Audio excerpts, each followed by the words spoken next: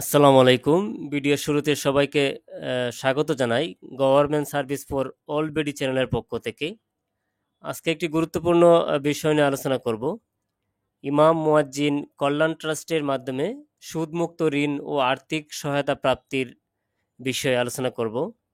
আবার কিভাবে আবেদন করবেন সেই পদ্ধতি নিয়ে আলোচনা করব। যদি আমরা স্ক্রিনে দেখি, ইমাম মুয়াজ্জিনদের কল্যাণ ট্রাস্ট থেকে ঋণ বা আর্থিক সহায়তা নেবেন যেভাবে, কীভাবে আপনারা আর্থিক সহায়তা নেবেন। যেমন ইমাম মুয়াজ্জিনগণকে আর্থিকভাবে স্বাবলম্বী করে তোলার লক্ষ্যে জাতীয় সংসদে 1 জুলাই 2021 সালে একটি আইন পাশ হয়, যে আইনের মাধ্যমে ইমাম মুয়াজ্জিন কল্যাণ ট্রাস্ট গঠিত হয়। ইমাম মুয়াজ্জিন কল্যাণার্থে সরকার এই ট্রাস্ট গঠন করেছে। ইমাম মুয়াজ্জিনদের আর্থিকভাবে সহায়তা করার জন্য ইমাম মুয়াজ্জিনদের কল্যাণ ট্রাস্ট থেকে ঋণ বা আর্থিক সহায়তা প্রদান করা হয়। কোনো ইমাম মুয়াজ্জিনদের জরুরি অর্থের প্রয়োজন হলে তারা এই কল্যাণ ট্রাস্ট থেকে আবেদন করতে পারবেন এবং ঋণ বা সহায়তা নিতে পারবেন। কোনো ইমাম মুয়াজ্জিনের জরুরি অর্থের প্রয়োজন হলে তিনি জেলা কার্যালয় বরাবর আবেদন করবেন। বাছাইকৃত আবেদনগুলো প্রধান কার্যালয়ে অনুমোদন পাওয়ার পর গ্রাহকগণকে ঋণ বা সহায়তা প্রদান করা হয়।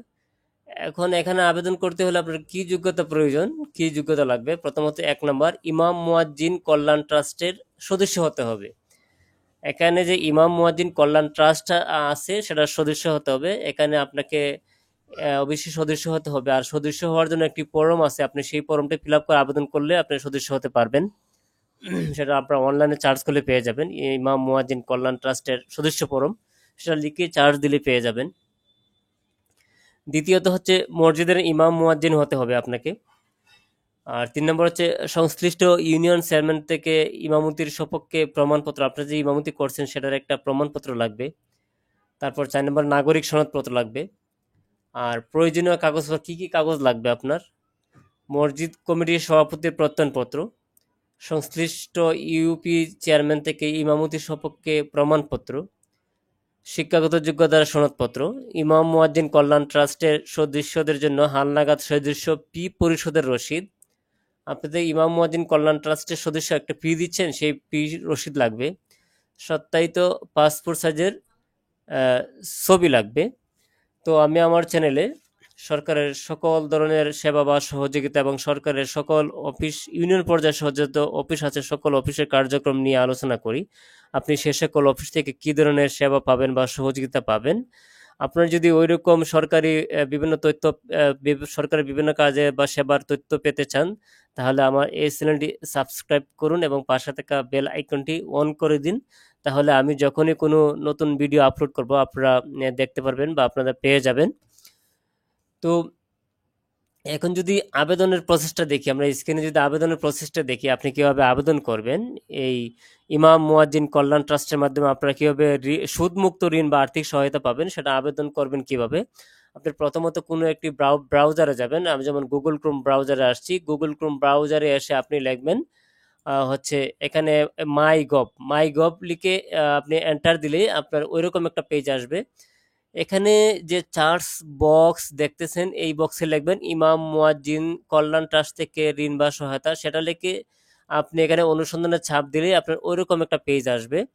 ওইরকম পেজ আসার পর আপনি যদি দেখেন, এখানে যদি ওই পেজটার উপর যে এখানে লেখা আছে ইমাম মুয়াজ্জিন কল্যাণ ট্রাস্টের মাধ্যমে সুদ মুক্ত ঋণ ও আর্থিক সহায়তা প্রাপ্তির আবেদন, এখানে ক্লিক করার পর আপনি এরকম একটা পেজ পাবেন।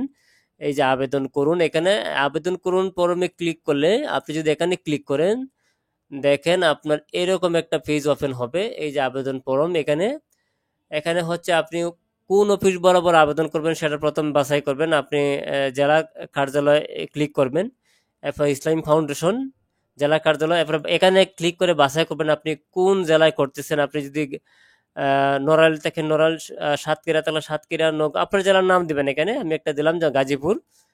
যাই হোক, এখন দেখেন বরাবর উপপরিচালক ইসলামী ফাউন্ডেশন, এখানে আপনি জেলা কার্যালয়ের নাম দেবেন। আপনি গাজীপুর দিবেন। এখানে যত গাজীপুর দিচ্ছেন এখানেও গাজীপুর দিবেন। বিষয় ইমাম মুয়াজ্জিন কল্যাণ ট্রাস্টের সদস্য হওয়ার জন্য আবেদন। মহোদয়, উপযুক্ত বিষয়ে প্রয়োজনীয় কাগজপত্র ও তথ্যাদি আপনার সদয় বিবেচনা প্রয়োজনীয় পদক্ষেপের জন্য উপস্থাপন করলাম। এখানে আপনি আবেদনের ধরন দিবেন, কি এমন আবেদন করতেছেন। আপনার আবেদনকারীর তথ্য, এখানে স্টার চিহ্ন আপনারা অবশ্যই পূরণ করবেন। যেমন আপনার আবেদনকারীর নাম লিখবেন, পিতার নাম লিখবেন, মাতার নাম এখানে স্টার চিহ্ন না, আপনি চাইলে দিতে পারেন, নাও দিতে পারেন।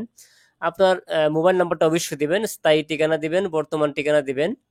আর তারপর হচ্ছে নিবেদক কেন আপনার স্বাক্ষর দিবেন। আপনি দেখেন এখানে একটা ছবি সংযুক্ত করতে হবে, আপনি ছবিটা স্ক্যান করে রাখবেন প্রথমে। এখানে ক্লিক করলে ছবিটা, এই যে এখানে ক্লিক করলে আপনাকে নিয়ে যাবে আপনার ছবিটা যেখানে আছে ডেস্কটপে বা মোবাইলে, আপনি যেখানে রাখেন না কেন সেখান থেকে ছবিটা দিয়ে দিবেন।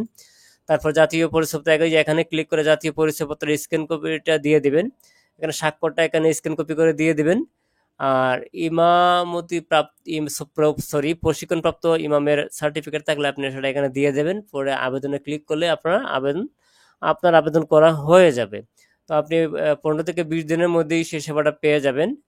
তো আপনারা যাদের প্রয়োজন, ইমাম মুয়াজ্জিন যারা আছেন, আপনাদের যদি আর্থিক সংকট থাকে বা টাকার প্রয়োজন হয়, আপনারা সুদ তো নেবেন না, সুদের কারবার করবেন না, যার কারণে সুদ মুক্ত ঋণ বা সহযোগিতা দিয়ে থাকে ইমাম মুয়াজ্জিন কল্যাণ ট্রাস্ট। আপনি সেখানে আবেদন করেও সেই সেবাটা নিতে পারেন।